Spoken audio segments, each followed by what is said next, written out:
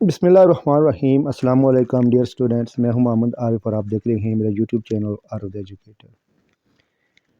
Dear student, आज हम Allama Iqbal open university MA MEd higher education course code 828 का lecture number 7 पढ़ेंगे, जिसका अनवान है आला तालीम में बाद अज़ तक़सीम हिंद का अहद, आला तालीम का फ़लसफ़ा।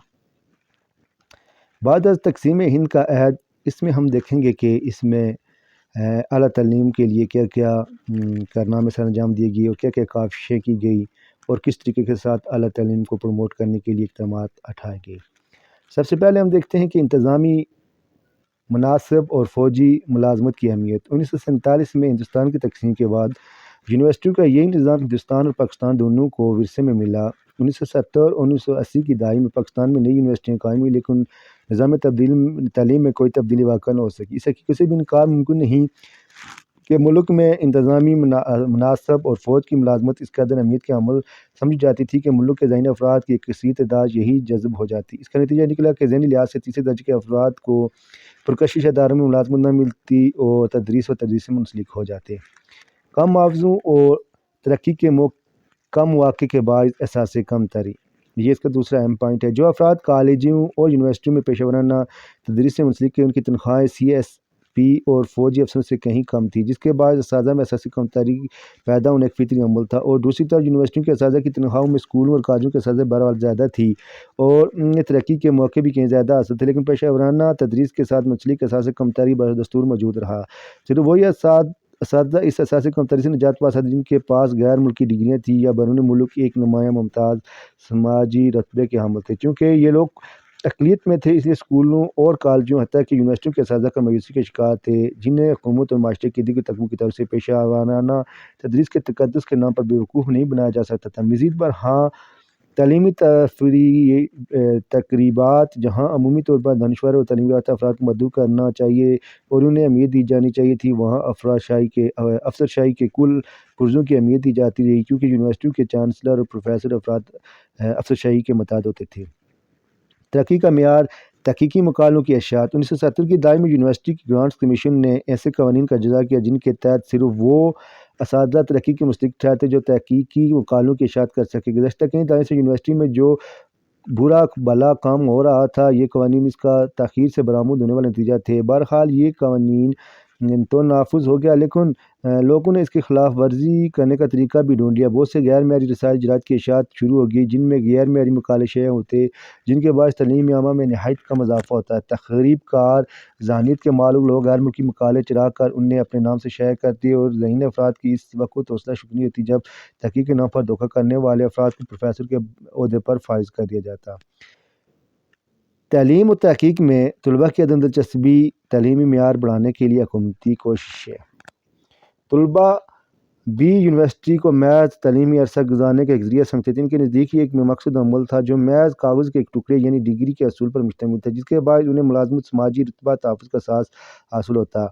जब आइंस्टाइन के नज़रियात को इसलिए न पढ़ते कि उन्हें तवानाई और मादे के असरार कोई दिलचस्पी न थी, बल्कि इसलिए न पढ़ते कि वो अपने निसाब को इस किस्म के मज़ामीन पर मुश्तमिल देखना न चाहते थे। यही वजह थी कि पाकिस्तानी तलबा हमेशा हड़तालों पर ही रहते ताकि उन्हें बगैर इम्तहान दिए पास किया जाए और उन्हें ज़्यादा मेहनत न करनी पड़े। सूरत हाल का अंदाज़ा करते हुए इस वक्त के सदर पाकिस्तान अयूब खान ने ग्रेजुएशन का दौरानिया 2 साल से बढ़ाकर 3 साल करना चाहा, लेकिन तलबा ने इस मुजवज़ा तब्दीली के खिलाफ वसी पैमाने पर एहतजाज किया। हालांकि मगरबी ममालिक में ग्रेजुएशन का निसाब 3 साल से 4 साल पर मुश्तमिल है, लेकिन पाकिस्तान में ग्रेजुएशन की तालीम भी अभी भी 2 साल पर मुयत है। हाल ही में हुकूमत पाकिस्तान इस दौरानिया 4 साल करने के लिए अमली इक़दामात उठाए जो अभी जज़वी तौर पर नाफुज़ हो सके हैं। ज़ाहिर बात है कि 2 साल में काफ़ी कुछ सीखना और पढ़ा नहीं जा सकता। इस तरह मेयारी तालीम बदस्तूर तनज़्ज़ुली की तरफ गामज़न रहा।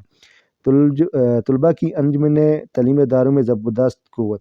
अयूब खान की क़यादत में तालीमी इदारों में तलबा की अंजुमनों से ज़बरदस्त ताकत हासिल कर ली गई थी, जिन्होंने तलबा के ज़वाल में अहम किरदार अदा किया। इन तलबा अंजुमनों ने कायद सिर्फ हड़तालों की मनसूबाबंदी में लगे रहती, तालीम से उन्हें कोई सरोकार न था। बदकिस्मती से ये तलबा अंजुमनें इंतहाप पसंद सियासी जमातों के हाथों में खेलने लगी और इन्हीं अंजुमनों में ऐसे लोग दाखिल हुए जिन्हें तालीम हत्ता कि डिग्री के असूल से भी दिलचस्पी न थी। इनका मकसद सिर्फ और सिर्फ इन तलबा अंजुमनों के इंतखाब में कामयाबी थी और इस तरह उन लोगों ने असातिज़ा को मजबूर कर दिया कि तालीम मेयार बढ़ाने न पाए। سیمیسٹر سسٹم کا اجزاء ایک اور ناکامی 1970 کی دہائی میں ملک کے تعلیمی نظام کو بہتر کے لیے سیمیسٹر سسٹم آزمایا گیا۔ یہ ایک زبردست ناکامی تھی کیونکہ اس نظام کا تقاضا یہ تھا کہ جائزاتی تجزیے کا معیار قابل اعتماد، سخت گیر و یکساں ہو۔ یہ تو سب کے علم ہے کہ پاکستان اس قسم کا معیار برقرار نہیں رکھ سکا۔ بعض اوقات طلباء اساتذہ سے نصاب کا ایک مخصوص حصہ پڑھانے کا مطالبہ کرتے اور بعض اوقات ٹیسٹ متوی ہو جاتے اور طلباء بغیر ٹیسٹ دیے نمبر لگانے کا تقاضا کرتے۔ اساتذہ بھی طلباء کو محض پاس کرنا ہی کافی سمجھتے۔ اس صورتحال کے باعث تعلیمی عمل میں ایک دلچسپ ذہنی مشغلہ اور تحقیقی و تخلیقی عمل نہ بن سکا اور اس طور پر تحقیق کا عمل بھی پنپ نہ سکا۔ تعلیم کی بنیاد ذہانت کے بجائے اندھا دھند رٹا بازی۔ 1980 کی دہائی میں پاکستانی یونیورسٹیوں کا معیار اعلیٰ سطح نہیں تھا، تاکہ ماسٹر ڈگری کے لیے بھی نصاب بھی بہتر نہ تھا۔ اس وقت بی اے کا اوسط درجے کا طالب علم گائیڈ کی مدد سے امتحان پاس کر لیتا، جو کچھ پڑھا ہوتا عملی زندگی میں بالکل کام نہ آتا، امتحانات کتابوں کا رٹا لگانے پر مشتمل تھی اور طالب علم اپنی ذہانت میں استعمال ہی نہیں کر سکتے۔ مجموعی طور پر نااہل اساتذہ۔ جہاں تک اساتذہ کی قابلیت کا سوال ہے، اس زمانے میں اساتذہ نہ تو معلم کی حیثیت سے اہل تھے، نہ ہی عالم اور محقق کی حیثیت سے مطلوبہ صلاحیت کے حامل تھے۔ یہ نہیں کہ ملک میں قابل اور ذہین اساتذہ کی کمی تھی، دراصل کالجوں اور یونیورسٹیوں کے باصلاحیت اساتذہ کے لیے ایک ایسا ماحول کمیاب تھا جب کوئی تعمیر اور مثبت کام کر سکے۔ اس دور میں کچھ اچھی کتابیں لکھی گئی، لیکن ان کتابوں کے مصنفین یا تو غیر ملکی یونیورسٹی میں کام کر رہے تھے یا ان کی تربیت غیر ممالک میں ہوئی تھی۔ یہ صورتحال اس لیے پیدا ہوئی کہ ملک میں تحقیقی مواد کی کمی تھی، تحقیقی کاموں کے لیے مختص رقم دیگر مواد پر خرچ کر دی جائے اور اس طرح غیر معیاری مقالے کتب تخلیق پاتی۔ اگر کوئی استاد اپنے کسی دوست کے رسالے میں اپنے غیر معیاری مقالہ شائع کروا کر ترقی حاصل کر لیتا تو پھر کیا ضرورت تھی کہ وہ 20 عالمانہ صفحات لکھنے کی تکلیف گوارا کرتا۔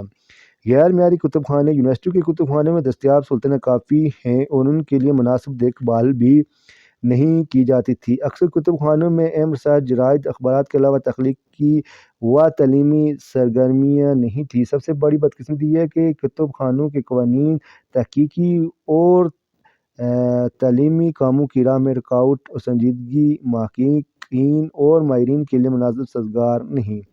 ایم اے کا نصاب غیر معیاری اور احادی۔ یونیورسٹی کے تعلیمی معیار کی کم سطح ہونے کی مثال یہ ہے کہ امتحان پرچوں کے متعلق بآسانی پیش گوئی کی جا سکتی ہے اور اس کا نصاب اس قدر غیر معیاری کہ یونیورسٹیوں میں جائے بیال طلباء یہ امتحان بآسانی پاس کر لیتا۔ یہ وجہ کہ ایم اے کے پرائیویٹ طلباء کی تعداد باقاعدہ طلباء سے کئی زیادہ ہوتی۔